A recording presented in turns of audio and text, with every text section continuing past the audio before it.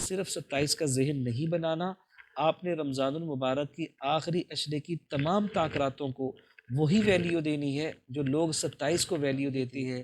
آپ نے دیکھا کہ دو مسلمان آپس میں الجھ رہی رمضان المبارک کے آخری عشرے کی تاکرات اور شب جمعہ کی رات مل جائے تو لیلۃ القدر یقینی ہوتی ہے۔ معتکفین ہیں اعتکاف پہ اس لیے بیٹھتے ہیں کہ کہیں ہم سے لیلۃ القدر کی رات چھوٹ نہ جائے۔ تو ہماری مساجد کے اندر 27ویں کی رات کو جاگنے کا رواج پڑ گیا۔ وہ 25 کو بھی جاگتا رہا، وہ 27 کو بھی عبادت کرتا رہا، وہ 29 کو بھی عبادت کرتا رہا۔ تو ان 5 راتوں میں سے ہی کسی ایک رات کو لیلۃ القدر تھی۔ نحمدہ ونصلی علی رسولہ الکریم، بسم اللہ الرحمن الرحیم، السلام علیکم ورحمۃ اللہ وبرکاتہ۔ ناظرین، امید کرتے ہیں کہ آپ تمام حضرات خیر و عافیت سے ہوں گے، اور الحمدللہ آپ تمام حضرات کا رمضان المبارک بہت ہی عافیت کے ساتھ گزر رہا ہوگا۔ آج کی گفتگو میں نے لیلۃ القدر کے حوالے سے کرنی ہے، لہٰذا بہت اہم گفتگو ہے۔ آپ نے اس ویڈیو کو توجہ کے ساتھ سماعت کرنا ہے اور آخر تک اس کو دیکھنا ہے۔ ناظرین، امت محمدیہ صلی اللہ علیہ وسلم کے اوپر اللہ تعالیٰ کے بے شمار احسانات ہیں، جن کو ہم اگر شمار کرنا چاہیں تو اس کو شمار نہیں کر سکتے۔ اللہ تعالیٰ نے امت محمدیہ صلی اللہ علیہ وسلم کو پہلی امتوں کی نسبت خاص پروٹوکول سے نوازا ہے۔ اس میں سے ایک پروٹوکول یہ لیلۃ القدر کی رات بھی ہے کہ پہلی امتیں جن کی ایج بہت زیادہ ہوتی تھی اور وہ اللہ تعالیٰ کی بہت زیادہ عبادت کیا کرتے تھے، جب صحابہ کرام رضوان اللہ تعالی علیہم اجمعین نے ان کے واقعات کو سنا، نبی پاک صلی اللہ علیہ وسلم کی زبان اطہر سے ان کی معمولات کو سنا، تو دل کے اندر یہ چاہت پیدا ہوئی کہ ہماری تو عمر ہی تھوڑی سی ہے، ہم بھی اللہ کی عبادت کرنا چاہتے ہیں، تو اس تھوڑی سی ایج کے اندر ہم اتنی کثرت کے ساتھ کیسے عبادت کر سکتے ہیں؟ لہٰذا اللہ تعالیٰ نے صحابہ کرام کے جذبے کو، ان کے جوش کو، ان کے ولولے کو، ان کی محبت کو دیکھتے ہوئے ایک رات ایسی عطا کی جس کے بارے میں قرآن یہ کہتا ہے خیر من الف شہر، کہ ایک ایسی رات ہے جو 1000 مہینوں سے بھی زیادہ بہتر ہے۔ اب کتنی بہتر ہے اللہ تعالیٰ نے یہ نہیں بتایا، بس اتنا بتایا ہے کہ خیر من الف شہر۔ یہ جو سورۃ القدر ہے پارہ نمبر 30، اسی کی یہ آیت ہے، اے میرے حبیب صلی اللہ علیہ وسلم، آپ کی امت کو میں ایک ایسی رات دینے والا ہوں کہ جس رات کے اندر اگر کوئی انسان عبادت کر لے گا تو اس کی ایک رات کی عبادت 1000 مہینوں سے بھی زیادہ ہوگی۔ اللہ اکبر۔ میرے دوستو، نبی پاک صلی اللہ علیہ وسلم کو اولاً اللہ تعالیٰ نے یہ بتا دیا تھا کہ لیلۃ القدر، جسے ہم شب قدر بھی کہتے ہیں، وہ کون سی رات کو ہوگی۔ روایات کے اندر آتا ہے کہ رسول پاک صلی اللہ علیہ وسلم اپنے صحابہ کو بتانے کے لیے تشریف لا رہے تھے، آپ نے دیکھا کہ دو مسلمان آپس میں الجھ رہے ہیں۔ اب ان کا الجھنا نبی پاک صلی اللہ علیہ وسلم کے لیے ایسا ناگوار ثابت ہوا کہ آپ کے ذہن سے لیلۃ القدر کی جو تعیین تھی وہ اللہ تعالیٰ نے نکال دی۔ اس میں بھی اللہ پاک کی حکمتیں ہیں، انشاءاللہ میں بھی آپ کو بتاؤں گا۔ لہٰذا آپ صلی اللہ علیہ وسلم نے صحابہ سے کہا کہ دیکھو، میں آپ حضرات کے پاس آیا تھا اس رات کے بارے میں بتانے کے لیے جس رات کی ایک رات کی عبادت 1000 مہینوں سے بھی زیادہ بہتر ہے، لیکن آپ لوگوں کا الجھنا مجھے ناگوار ہوا، ناپسند ہوا، جس کی وجہ سے میرے ذہن سے لیلۃ القدر کی تعیین کو ختم کر دیا گیا۔ لہٰذا اے میرے صحابہ، لیلۃ القدر کو رمضان المبارک کے آخری عشرے کی طاق راتوں میں اس کو تلاش کرو۔ طاق راتوں کا مطلب کیا ہے؟ طاق راتوں کا مطلب یہ ہے کہ 21 کو یا 23 کو یا 25 کو یا 27 کو یا 29 کو، ان راتوں میں سے کسی ایک رات کو لیلۃ القدر ہو سکتی ہے۔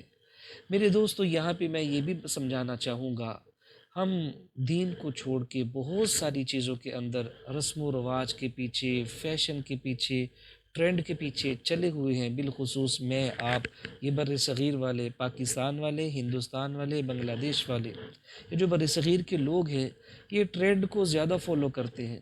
مثال کے طور پہ دیکھو، ہماری مساجد کے اندر 27ویں کی رات کو جاگنے کا رواج پڑ گیا۔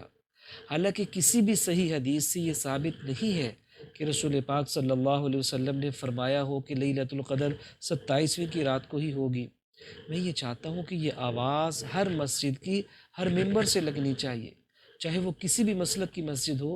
امت کو بتانا چاہیے کہ جس طرح 27ویں کو جاگنے کا رواج ہوتا ہے، اہتمام ہوتا ہے، ذوق و شوق ہوتا ہے، 21 کی رات کو بھی یہی ذوق و شوق ہونا چاہیے۔ 21 کی رات وہ والی رات ہوتی ہے جب معتکفین کی پہلی رات مسجد کے اندر ہوتی ہے، تو وہ طاق رات ہوتی ہے۔ ممکن ہے لیلۃ القدر اسی رات کو ہو، لیکن چونکہ عام طور پہ ممبروں سے یہ صدائیں نہیں لگتی ہیں، جس کی وجہ سے لوگوں کو اس کی کنفیوژن ہے، بہت سارے لوگوں کو تو پتہ ہی نہیں ہے، تو بس انہوں نے اپنے مائنڈ کے اندر یہ سیٹ کیا ہوا ہے کہ 27 کی رات کو ہی لیلۃ القدر ہے۔ وہ ایک رات کو بیچارے جاگ لیتے ہیں، تو ممکن ہے کہ لیلۃ القدر اس سے پہلے 25 کو ہو یا 23 کو ہو یا 21 کو گزر چکی ہو۔ جیسے میرے دوستو، پاکستان کے اندر ابھی جو پچھلی طاق رات گزری ہے، یہ طاق رات آئی تھی جمعرات والے دن۔ آپ کو پتہ ہوگا جو ملک پاکستان کے رہنے والے ہیں، جمعرات والے دن ہماری طاق رات تھی۔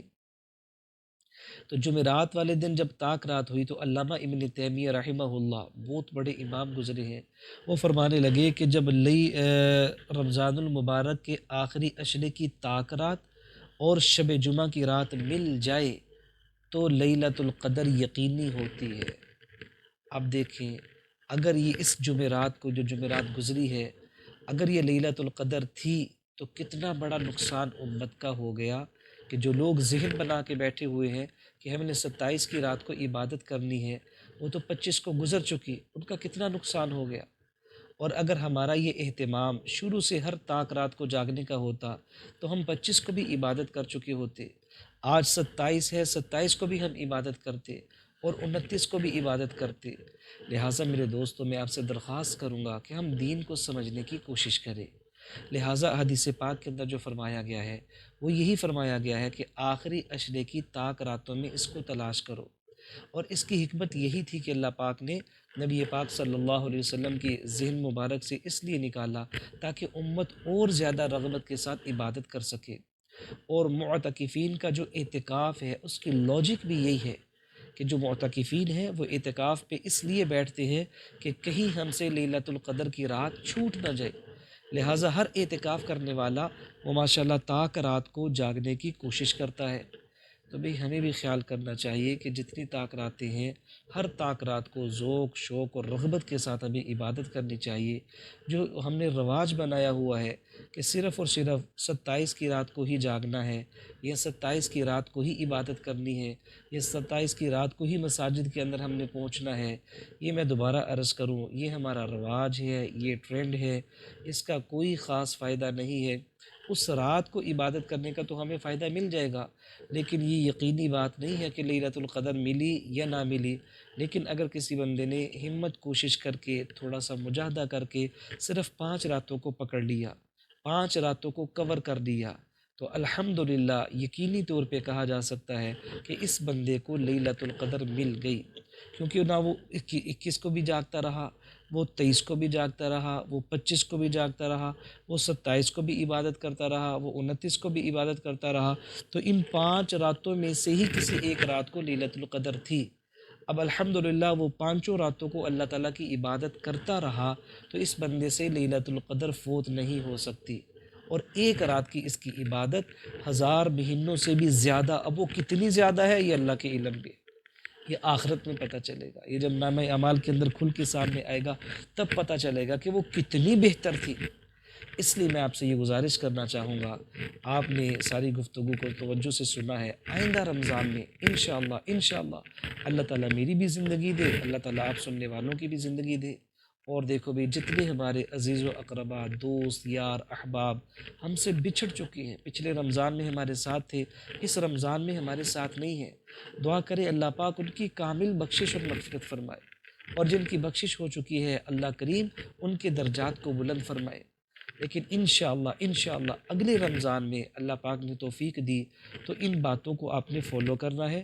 آپ نے صرف 27 کا ذہن نہیں بنانا، آپ نے رمضان المبارک کی آخری عشرے کی تمام طاق راتوں کو وہی ویلیو دینی ہے جو لوگ 27 کو ویلیو دیتے ہیں، اور یہی لاجک ہے رمضان المبارک میں اعتکاف کرنے کی، اور یہی میرے اور آپ کے پیغمبر صلی اللہ علیہ وسلم کا حکم ہے کہ میرے صحابہ طاق راتوں میں اس کو تلاش کرو، لہٰذا ہمیں بھی لیلۃ القدر کو طاق راتوں میں تلاش کرنا ہے۔ امید ہے کہ انشاءاللہ آج کی گفتگو آپ حضرات کے لیے کارآمد ہوئی ہوگی اور آپ کو فائدہ ہوا ہوگا۔ اللہ کریم تمام مسلمانوں کی عبادات کو قبول و منظور فرمائے۔ اپنا خیال رکھیے گا۔ السلام علیکم ورحمۃ اللہ وبرکاتہ۔